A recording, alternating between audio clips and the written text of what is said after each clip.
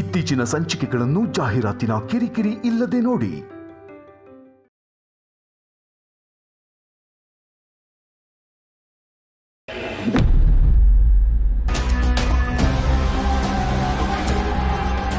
ಆದಿ, ಬನ್ನಿಮ್ಮ. ಹೇಳಿಮ್ಮ, ಏನು ವಿಷಯ? ನಿಮ್ಮಿಬ್ರಿಗೂ ಒಂದು ಜವಾಬ್ದಾರಿ ವಹಿಸೋಣ ಅಂತ ಬಂದಿದ್ದೀವಿ.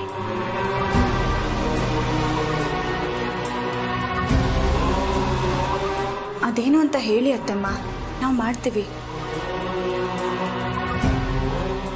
ಹೇಳಿದಷ್ಟು ಮಾಡೋದು ಸುಲಭ ಇಲ್ಲ.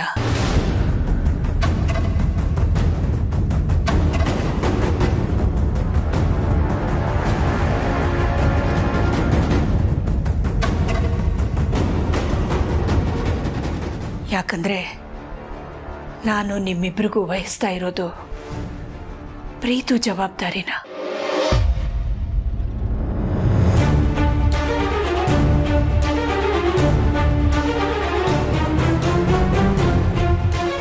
ನಿಮಗೂ ಗೊತ್ತಿದೆ, ಪ್ರೀತು ಇತ್ತೀಚೆಗೆ ತುಂಬ ವಿಚಿತ್ರವಾಗಿ ನಡ್ಕೋತಾ ಇದ್ದಾನೆ. ಆದರೆ ಅವನು ಅದಕ್ಕೆ ಕೊಟ್ಟಿರೋ ಕಾರಣಗಳು ನಮ್ಮ ಮನಸ್ಸಿಗೆ ಸಮಾಧಾನ ಕೊಡ್ತಾ ಇಲ್ಲ. ಇವತ್ತು ಬೆಳಿಗ್ಗೆನೇ ಕುಡ್ಕೊಂಡು ಬೇರೆ ಬಂದಿದ್ದಾನೆ. ನನಗೆ ಗೊತ್ತಾಗಬಾರ್ದು ಅಂತ ತಲೆನೋವು ಅಂತ ಸುಳ್ಳು ಹೇಳಿದ್ದಾನೆ. ಪ್ರೀತುನ ಕೂರಿಸ್ಕೊಂಡು ಇನ್ನೊಂದ್ಸಲ ಮಾತಾಡೋಣ ಅಂದ್ಕೊಂಡ್ವಿ. ಆದರೆ ಅದರಿಂದ ಅವ್ನು ಸರಿ ಹೋಗ್ತಾನೆ ಅನ್ನೋ ನಂಬಿಕೆ ನಮಗಿಲ್ಲ. ಅದಕ್ಕೆ ಸೈಕ್ಯಾಟ್ರಿಸ್ಟ್ ಹತ್ರ ಕರ್ಕೊಂಡು ಹೋಗೋಣ ಅಂತ ಅಂದ್ಕೊಂಡೆ. ಆದರೆ ಹಾಗೆ ಮಾಡೋದು ಬೇಡ ಅಂತ ನನಗನ್ನಿಸ್ತು. ಯಾಕಂದರೆ ಅವನು ನಮ್ಮ ಕಾಳಜಿನ ತಪ್ಪಾಗಿ ತಿಳ್ಕೊಂಡ್ಬಿಟ್ರೆ ಅವನ ಈಗಿನ ಪರಿಸ್ಥಿತಿನ ತುಂಬ ನಾಜೂಕಾಗಿ ಹ್ಯಾಂಡಲ್ ಮಾಡಬೇಕು. ಅದಕ್ಕೆ ನಿಮ್ಮಿಬ್ಬರ ಹತ್ರ ಬಂದಿದ್ದೀವಿ.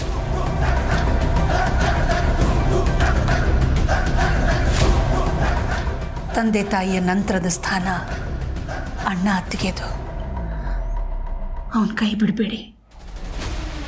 ನಿಮ್ಮ ಮಗ ಅಂತ ತಿಳ್ಕೊಂಡು ಅವನು ತಪ್ಪು ಮಾಡಿದಾಗ ತಿದ್ದಿ ಬುದ್ಧಿ ಹೇಳಿ. ಅವನು ಮಾಡಿದ ತಪ್ಪನ್ನ ಕ್ಷಮಿಸ್ಬಿಡಿ ಅಂತ ಹೇಳ್ತಾ ಇಲ್ಲ. ತಪ್ಪು ಮಾಡಿದಾಗ ಬುದ್ಧಿನೂ ಹೇಳಿ, ಶಿಕ್ಷೆನೂ ಕೊಡಿ. ಹೇಗಾದರೂ ಮಾಡಿ ಅವನನ್ನು ಸರಿ ದಾರಿಗೆ ತಗೊಂಡು ಬನ್ನಿ.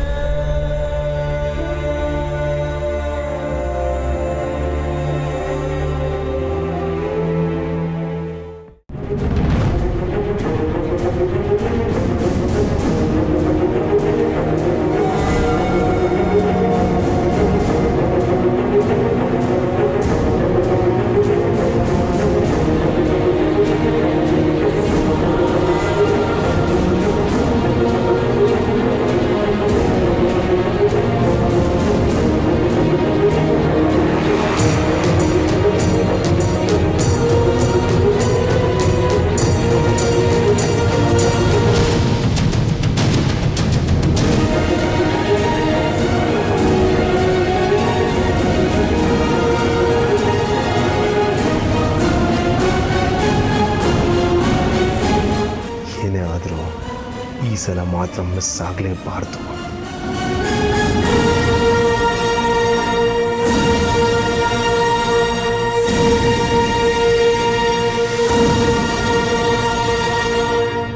ಪ್ರೀತು ಚಿಕ್ಕ ವಯಸ್ಸಿಂದನೂ ತುಂಬ ತುಂಟ ಹುಡುಗ.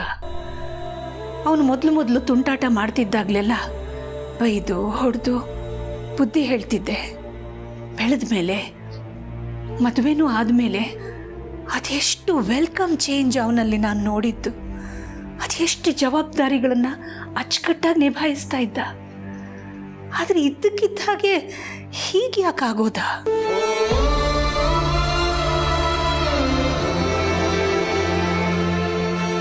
ಈಗ ನಾನೇನಾದರೂ ಬುದ್ಧಿ ಹೇಳೋದಕ್ಕೆ ಹೋದರೆ ಅದಕ್ಕೆ ಜನ್ರೇಷನ್ ಗ್ಯಾಪ್ ಅಡ್ಡ ಬಂದುಬಿಡುತ್ತೆ. ಅದೆಷ್ಟೋ ವಿಚಾರಗಳನ್ನು ನನ್ನಿಂದ ಮಾತಾಡೋಕ್ಕೆ ಹೇಳೋಕ್ಕೆ ಆಗದೇ ಇರ್ಬೋದು. ಅಂಥ ವಿಚಾರಗಳನ್ನೆಲ್ಲ ನೀವು ಅವನ ಹತ್ರ ಮಾತಾಡ್ಬೋದು, ಅರ್ಥ ಮಾಡ್ಕೋಬೋದು, ಅರ್ಥ ಮಾಡಿಸ್ಬೋದು. ಆಯ್ತಮ್ಮ, ನೀವೇನು ಯೋಚನೆ ಮಾಡಬೇಡಿ. ಆ ಜವಾಬ್ದಾರಿನ ನಾವು ತಗೋತೀವಿ.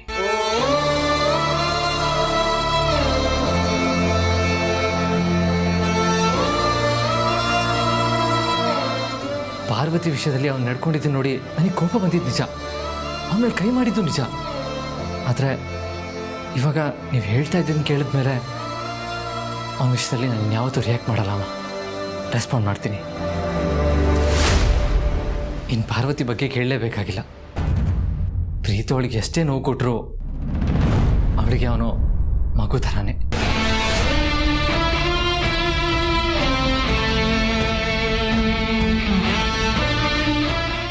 ನಾನು ಈಗಲೇ ಹೋಗಿ ಪ್ರೀತಿ ಹತ್ರ ಮಾತಾಡ್ತೀನಮ್ಮ. ಯಜಮಾನ್ರೆ, ನನಗೆ ಯಾಕೋ ಮನೇಲಿ ಮಾತಾಡೋದು ಬೇಡ ಅನ್ನಿಸ್ತಾ ಇದೆ.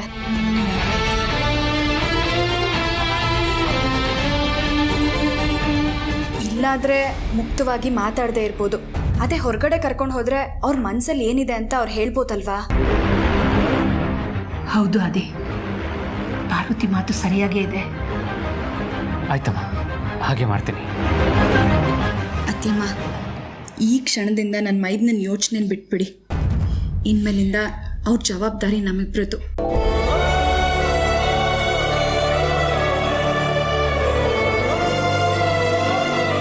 ಥ್ಯಾಂಕ್ಸ್ ಕಣಮ್ಮ. ಒಬ್ಬ ತಾಯಿ ಮನಸ್ಸನ್ನ ಅರ್ಥ ಮಾಡ್ಕೊಂಡಿದೆಯಲ್ಲ. ಅತ್ಗೇನು ತಾಯಿ ಇದ್ದಂಗೆ ಅಲ್ವಾ ಅತ್ಯಮ್ಮ? ಹಾಗಿದ್ಮೇಲೆ ಅವರು ಕೂಡ ನನ್ನ ಮಗನೇ.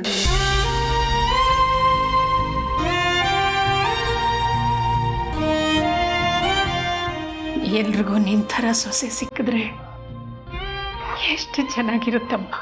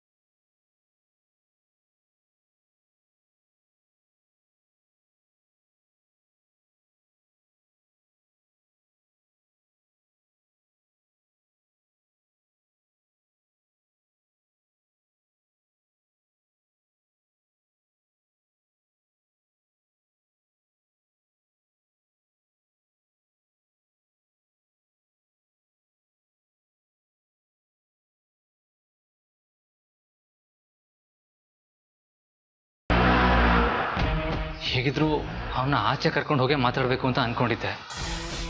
ಅವನೇ ಆಚೆ ಹೋಗ್ತಾ ಇದ್ದಾನೆ. ಫೋನ್ ಮಾಡಿ ನಿಲ್ಲೋದಕ್ಕೆ ಹೇಳ್ತೀನಿ.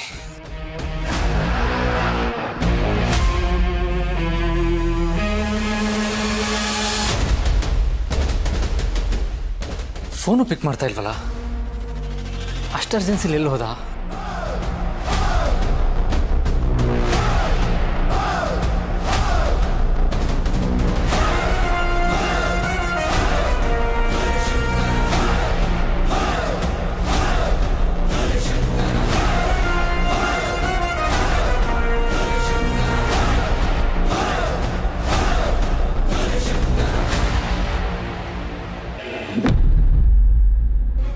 ಹಲೋ, ಬಂದೆ. ಏನಣ್ಣ? ನಾನು ಕನ್ಸ್ಟ್ರಕ್ಷನ್ ಬಿಲ್ಡಿಂಗ್ ಹತ್ರ ಹೋಗ್ಬಿಟ್ಟು ಅಮೌಂಟ್ ಕೊಟ್ಬಿಡ್ತೀನಿ. ಸರಿ, ಯಾವುದಕ್ಕೂ ಸ್ವಲ್ಪ ಹುಷಾರಾಗಿರು. ಹುಷಾರಾಗ? ಪ್ರೀತಮ್ ಕೈಯಲ್ಲಿರೋ ಗನ್ನು ಅದ್ರ ಜಾಗಕ್ಕೆ ಹೋಗಿ ಸೇಫ್ ಆಗಿದೆಯಲ್ಲ, ಇನ್ಯಾತಕ್ ಭಯ? ಬರ್ಲಾ? All the best. ಯಾಕೆ? ಬಚಾವದಿಯಲ್ಲ. ಯಾರು ಏನು ಮಾಡುವರು? ಇದಕ್ಕೆಲ್ಲ ಏನು ಕಮ್ಮಿ ಇಲ್ಲ.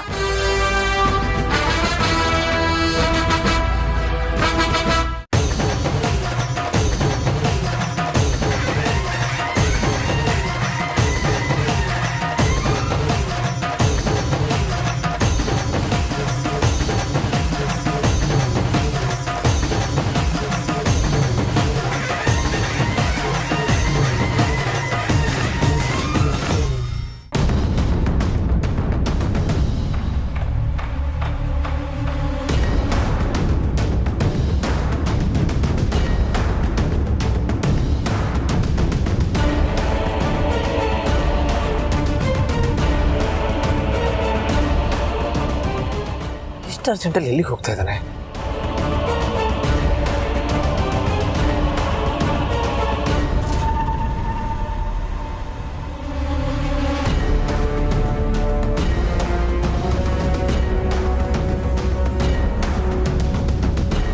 ಪ್ರೀತು ಅವತ್ತು ಇದೇ ರೂಟಲ್ಲಿ ಹೋಗಿದ್ದ.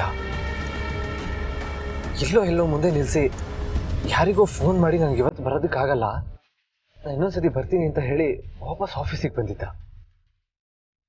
ಇವತ್ತು ಅದೇ ರೂಟಲ್ಲಿ ಹೋಗ್ತಾ ಇದ್ದಾನೆ ಅಂದ್ರೆ ಅವನೇನಾದ್ರೂ ಇವತ್ತು ಆ ಬ್ಲ್ಯಾಕ್ ಮೇಲರ್ನ ಮೀಟ್ ಮಾಡೋದಕ್ಕೆ ಹೋಗ್ತಾ ಇದ್ದಾನ? ಎಸ್, ಇವತ್ತು ನಾನು ಅವನ್ನ ಫಾಲೋ ಮಾಡಿದ್ರೆ ಆ ಬ್ಲ್ಯಾಕ್ ಮೇಲರ್ ಯಾರು ಅಂತ ಖಂಡಿತ ಗೊತ್ತಾಗುತ್ತೆ.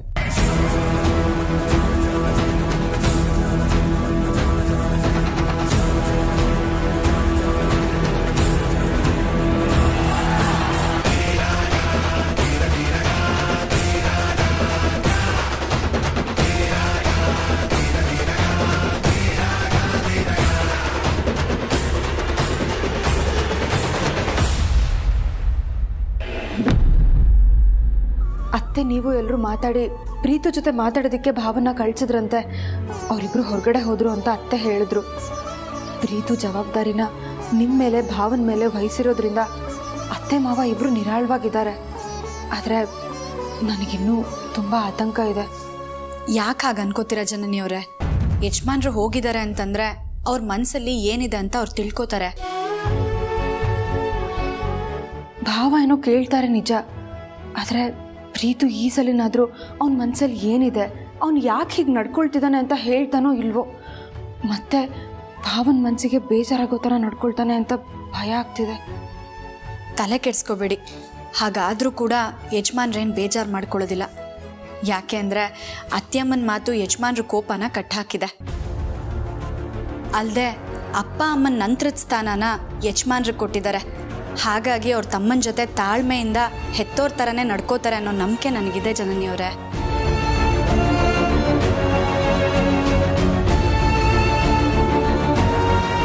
ದೇವ್ರ ದಯೆಯಿಂದ ಪ್ರೀತು ತನ್ನ ಮನಸ್ಸಲ್ಲಿ ಏನಿದೆ ಅಂತ ಹೇಳ್ಕೊಂಡು ಅದು ಬಗೆಹರಿದ್ರೆ ಅಷ್ಟೇ ಸಾಕು.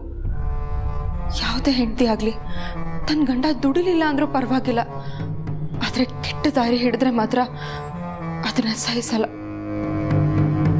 ಗಂಡ ಹೆಂಡತಿ ಜೀವನದಲ್ಲಿ ಹೆಸರು ಹಣಕ್ಕಿಂತ ಪ್ರೀತಿನೇ ಮುಖ್ಯ. ಆದರೆ ಅದೇ ಸಿಗ್ಲಿಲ್ಲ ಅಂದರೆ ಹೆಂಡತಿ ಜೀವನ ನರ್ಕ ಆಗೋಗ್ಬಿಡುತ್ತೆ. ಸದ್ಯದ ಪರಿಸ್ಥಿತಿಯಲ್ಲಿ ನನ್ನ ಜೀವನನೂ ಹಾಗೆ ಆಗ್ಬಿಟ್ಟಿದೆ.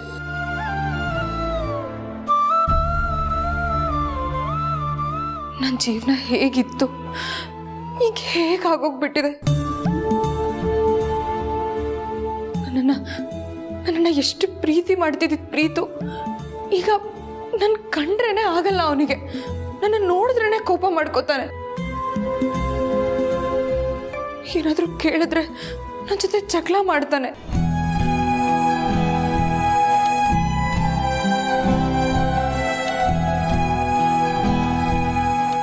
ನನಗೆ ನೆಮ್ಮದಿನೇ ಇಲ್ದಂಗೆ ಆಗೋಗ್ಬಿಟ್ಟಿದೆ.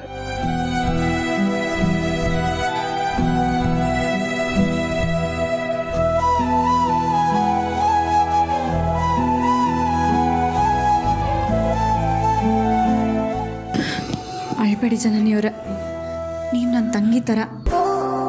ನೀವು ಬೇಜಾರಾದ್ರೆ ನನಗೂ ಬೇಜಾರಾಗುತ್ತೆ, ನೀವತ್ರ ನನಗೂ ಅಳೋ ಬರುತ್ತೆ. ಅಷ್ಟಕ್ಕೂ ನನ್ನ ಮೈದ್ನ ಒಳ್ಳೆಯವರೇ. ಪಾಪ ಅವ್ರ ಹಣೆ ಬರಹ ಸರಿ ಇಲ್ಲ ಅನ್ಸುತ್ತೆ. ಅದಕ್ಕೆ ಹೀಗೆಲ್ಲ ಆಡ್ತಿದ್ದಾರಷ್ಟೆ. ಹೇಗಿದ್ರು ಯಜಮಾನ್ರು ಹೋಗಿದಾರಲ್ವಾ, ಅವ್ರ ಸಮಸ್ಯೆ ಏನು ಅಂತ ತಿಳ್ಕೊಂಡು ಖಂಡಿತ ಬಗೆಹರಿಸ್ತಾರೆ. ಯೋಚನೆ ಮಾಡಬೇಡಿ ಜನನಿಯವರೇ. ನನಗೆ ಬೇಕಾಗಿರೋದು ಅದೇ ಪಾರ್ವತಿಯವರೇ. ನನ್ನ ಗಂಡ ಮೊದಲಿನ ಥರ ಆದರೆ ಸಾಕು. ಹಾಗೆ ಆಗ್ತಾರೆ ಜನನಿಯವರೇ. ಆ ನಂಬಿಕೆ ನನಗಿದೆ, ನೀವು ನಂಬಿ. ಅಬ್ಬಬ್ಬಬ್ಬಾ, ಅಕ್ಕ ಇವಳನ್ನ ಸೊಸೆ ಅಂತ ಒಪ್ಕೊಂಡಿದ್ದೇ ತಡ. ದಿನದಿಂದ ದಿನಕ್ಕೆ ಇವಳು ಹವ ಜೋರಾಗ್ತಾ ಇದೆ.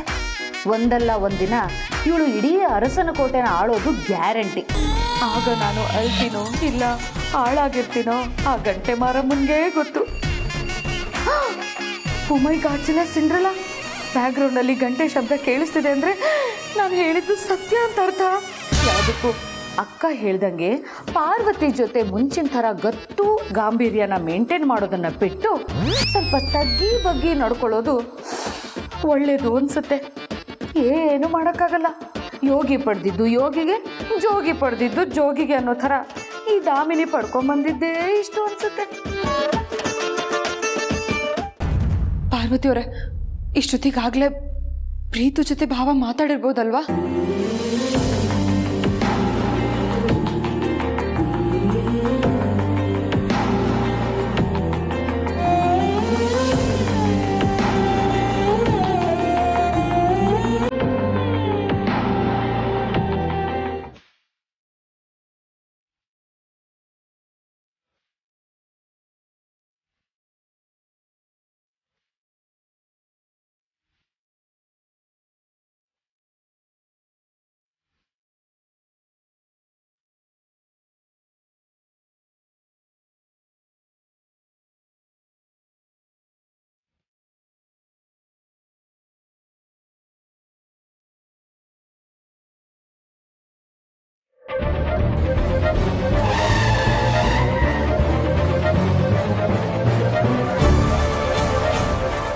ಆಯ್ತಪ್ಪ,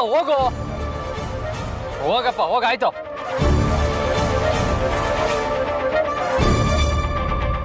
ಛೇ, ಎಲ್ಲಿ ಹೋದ ಅಂತ ಗೊತ್ತೇ ಆಗ್ಲಿಲ್ವಲ್ಲ.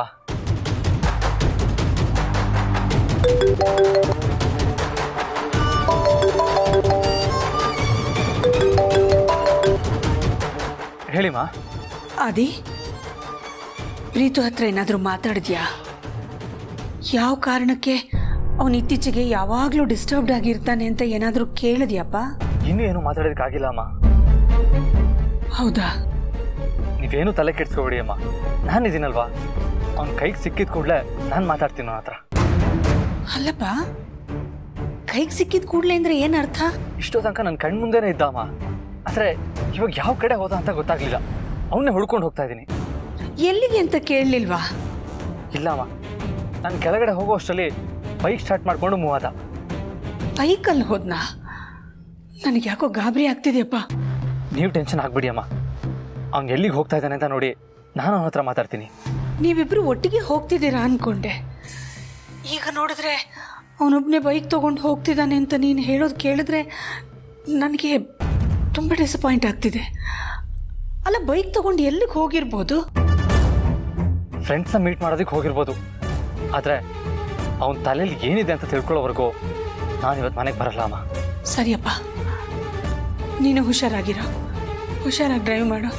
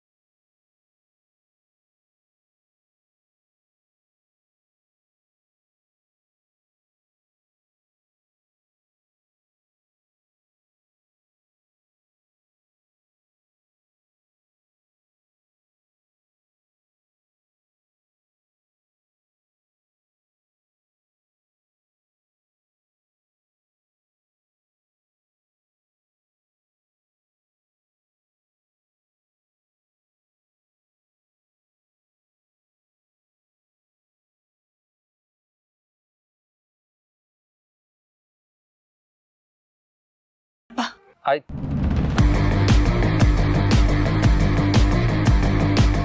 ಪ್ರೀತು ಅದಿ ಪ್ರೀತುನಾ? ಅಮ್ಮ, ಪ್ರೀತು ನನ್ನ ಕಣ್ಮುಂದೆನೇ ಹೋದ. ನಾನು ಅವನ್ನ ಇವಾಗ ಫಾಲೋ ಮಾಡ್ಕೊಂಡು ಹೋಗ್ತೀನಿ. ಅವಾಗ ಅವ್ನು ಎಲ್ಲಿ ಹೋಗ್ತಾ ಇದೆ ಅಂತ ಗೊತ್ತಾಗುತ್ತೆ. ಸರಿನಪ್ಪ, ಹಾಗೆ ಮಾಡು. ಹುಷಾರು. ಓಕೆ ಬಾಯ್ ಬಾಯ್.